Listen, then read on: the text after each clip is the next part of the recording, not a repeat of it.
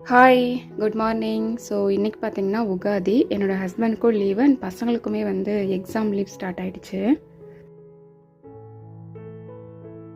இப்போது எங்கே கிளம்பியாச்சுன்னு பார்த்தீங்கன்னா அவங்களோட பைக்கை வந்து சர்வீஸ் கொடுத்துருந்தோம். என்னோடய ஸ்கூட்டி எடுத்துகிட்டு போயிட்டு அவங்க பைக்கை வாங்கிட்டு அதுக்கப்புறம் ஒரு சில இடத்துக்குலாம் போக வேண்டியது இருந்தது.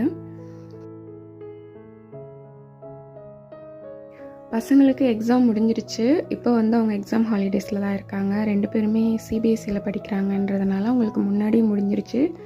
நெக்ஸ்ட் அகாடமிக் வந்து ஏப்ரலில் வந்து ஸ்டார்ட் ஆகுது.